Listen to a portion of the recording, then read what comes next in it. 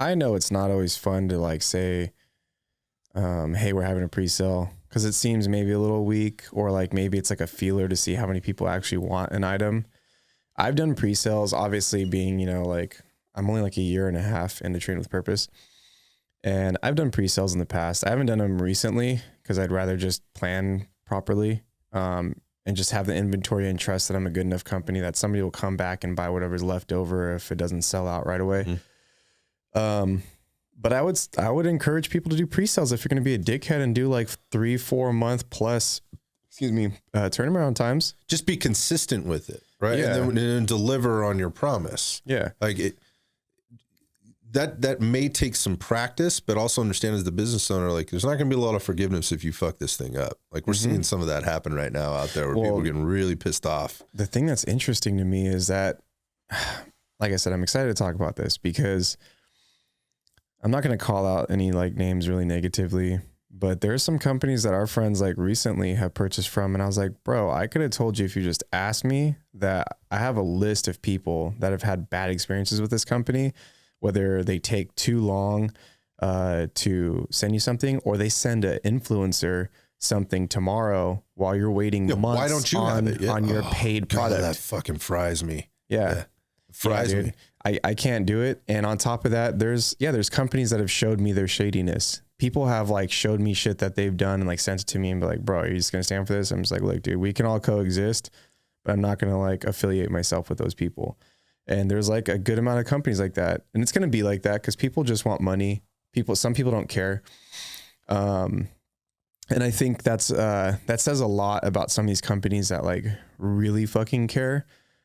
You can see it because of like the way they talk about their product, them showing themselves developing it maybe, or using it, rather than just like, okay, it's releasing, they take pictures with it. And then you don't actually have legit like turnaround times on when you get your item, or if there's inconsistencies on like I said, the numbers and things like that. So, I mean, obviously it's easy to say like, you can always like message you or me if people need help with it, right. But that's kind of why we want to do this type of thing, right? Like, I don't know if you want to go into like, who's killing it right now.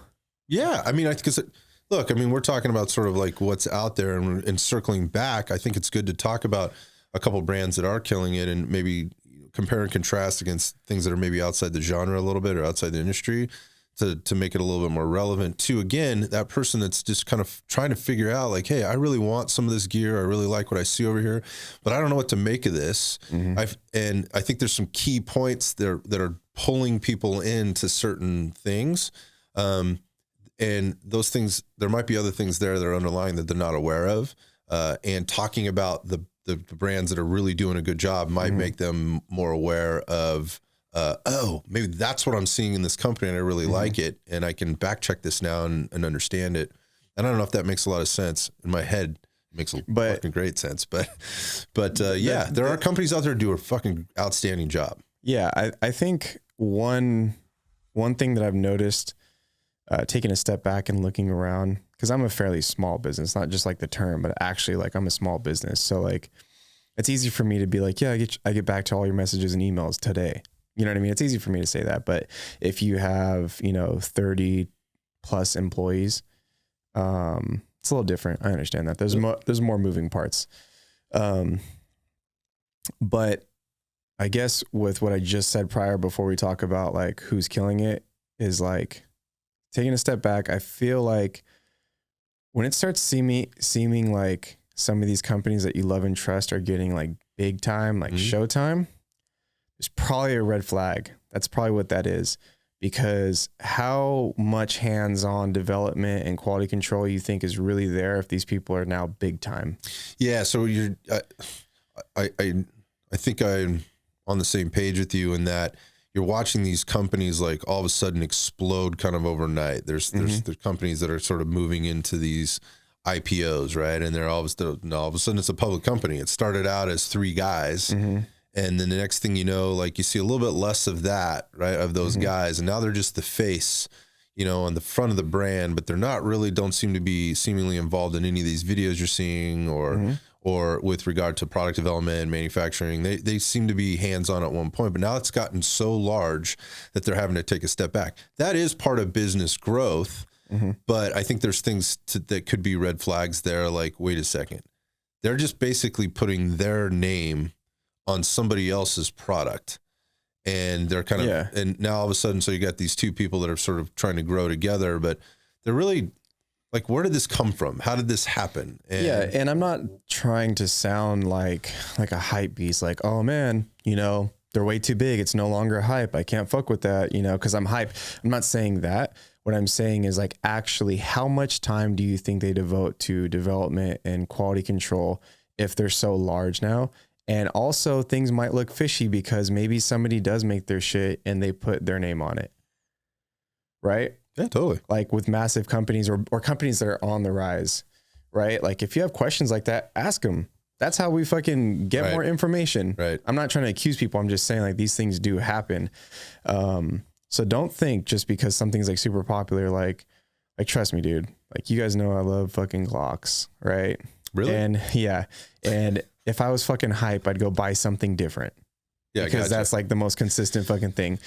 I'm just saying that I think that if a company is getting really large, possibly fast, or even if it's not fast, like if it's getting really large, you have to think about how much involvement the people who created it actually have, and if it still represents the same thing. Yeah, that doesn't mean that it can't get large, right? And get large fast and it not represent the same thing, but you go back to like what put this company on the map in the first place. Yeah.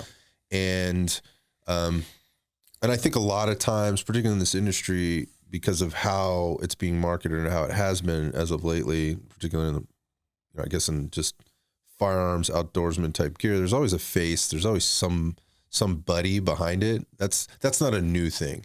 But as a customer, I believe one of the biggest things you can do as a business owner is try to make that connection with your customer base. Like, again, you have to be, if you're relatable, right? If people can like want to emulate you or be like you or really look up or respect you for whatever reason, that is a huge part of this. And I think particularly in this community now where people are trying to latch on to some level of agency, and again, the community aspect and all the things that word means, they really are kind of latching onto these individuals and they look up to them, and I think what you may be referring to is, as the company gets larger, the things that got them there, the things that started them, and because they were doing that, they had a personal accountability to their consumer. Yeah. And as that company gets a little larger, they get a little bit further away from that personal responsibility or that connection to it. And I agree with you, that could be a red flag. And it doesn't mean it doesn't mean it is, but it could be, or it might just give you a little caution flag to like, oh, where's this thing going? Where is this going? And then again, how does it influence your buying decision? And I'm very pro small business, but I'm very, I guess, respectful. I mean, I really look up to a lot of these companies that started small, obviously, and got big, and somehow still maintained the ethos that they started with. But I think maybe to your point, that's few and far between. It doesn't typically stay to, the core values. They tend to get drifted away because you just put so many more people in the mix. It's like, it gets diluted. Yeah, it's hard because you have to please more people. Right, for sure. It's a team environment, right? So even if you're like the head of the horse, like people have to like believe in you and like work as a team, or else if they start, you're going to have lower like quality product or, efficiency in the business if like people don't believe in like who the leader is. But also if you're getting product B now instead of product A, there's a good chance the company is just in a different direction now. Yeah, and I think we're starting to see some of this maybe kind of pop up publicly if you're paying attention with some of the big brands that are out there and some that have a huge market share, and they're getting a little backlash about things breaking, right? Things not being, they're coming out with like this second generation of whatever their original was, and the second generation is failing.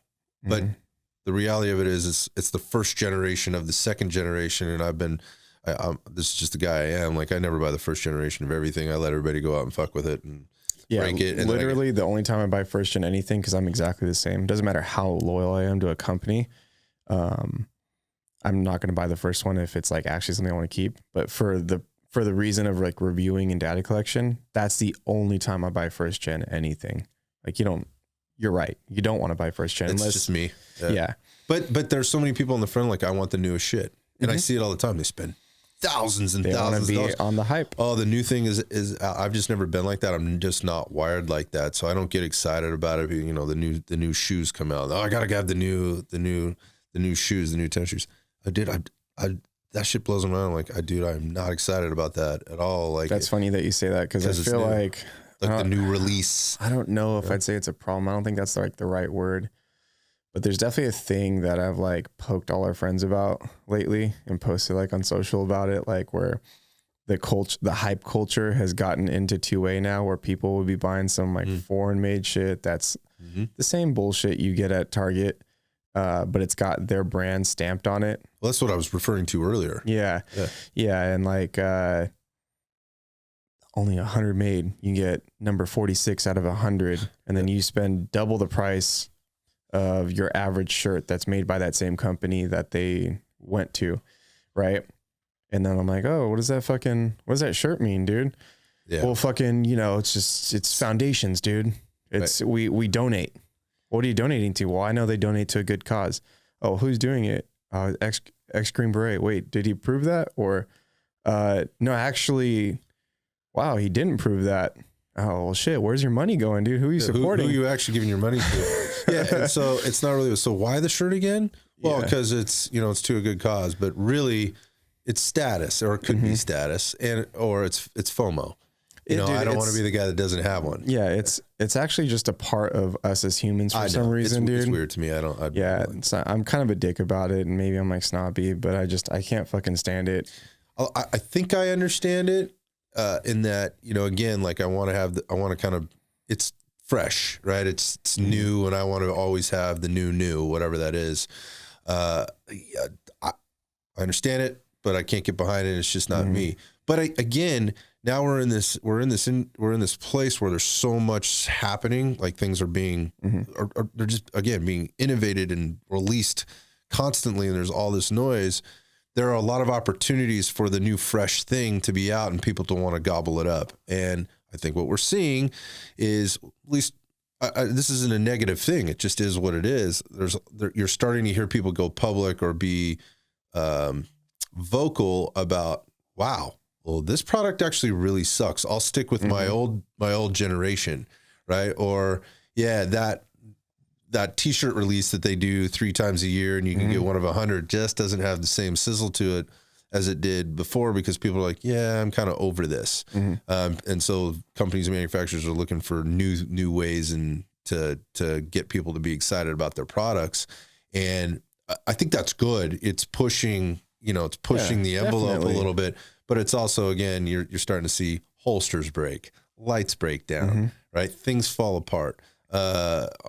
Gear fall apart, just not have the same, again, maybe this has a lot to do with quality control or trying to save a little money, or because you were backed into a corner with things in the past, manufacturing, distribution, costs, things like that. You skimped, or you maybe pulled back a little bit. The further I get into the industry and I start to meet people and know people who are in the industry longer than me, the more stories I hear, I'm like, fuck, I hope I don't end up like that. Like, where I'm allowing this decision to be made based off of how much I pay per unit, when I know I'm putting out a lesser product. Like, one of these companies knew that something that I'm working on, they don't know me, I don't think, but something I'm working on, improving with one of my products, they knew that they had an issue with their product, and instead they just tried to trick everybody into thinking like, dude, I swear this is the best way to do it. If you're a good operator, this is the best way to do it.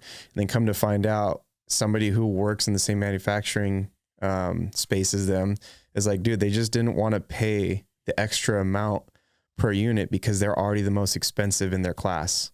There was nowhere for them to go. If they made it even more expensive, it wouldn't sell.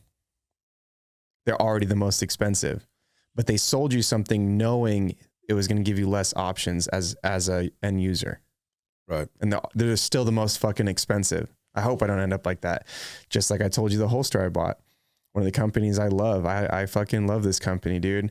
Bought the holster. I told my friend, his first time shooting with me, dude, you should buy one of these. It's $80. I'll let you use it all day and let me know what you think. He fucking pulls it out of his belt in front of me, and the fucking steel clips come off the holster. Day one. Fresh out of the bag. Right. Boy, did I look stupid. Yeah. Well, how disappointing is that for you though, too? Yeah, I'm disappointed as it, like, whatever. I'll take the loss as like me giving my friend a suggestion for a company that's been around for a long time, that's been, that has a great name still, as far as I'm concerned. But yeah, having that happen, dude, to end user, like, I don't know, it wasn't in the description. No one told me like, hey, make sure you check all your fucking screws and Loctite them. I guess now I know that after that experience, but that's a bad move for me to see my friend, his first time shooting with me, first year gun owner, and then he has that happen. Yeah, with such a massive company, dude. Yeah, I mean, we're not dropping names, and I think it's probably good. Yeah, good, because hopefully they've made improvements to the thing. But again, that's a mistake that you've made, right? Or maybe not a mistake. That was a realization that you had, and now you're at this higher level of awareness of, all right, I need to be asking a few more questions. I need to be making a few less assumptions, and maybe I should be looking at other companies and what they're doing. And now you can compare and you can contrast. But again, if you're new coming into this, how the fuck would you know that? How do you know that when massive companies, two massive companies, have completely duped me? And like I said, I thought I was well read. And another thing to watch out for is, I know we joke about like all the paid shills for like the companies that are supposedly like obviously cheap lights or whatever. Dude, that happens with even these higher end companies. Like, they're paying people, like outright paying people to say only good stuff. So watch out for that, dude. Like, I guess I'm an influencer, I guess you could say, but like really just like, I guess this is where training comes in. You know, I guess find out for yourself what works best. Try it out. If we can help save you money, you know, with our experiences, we will. But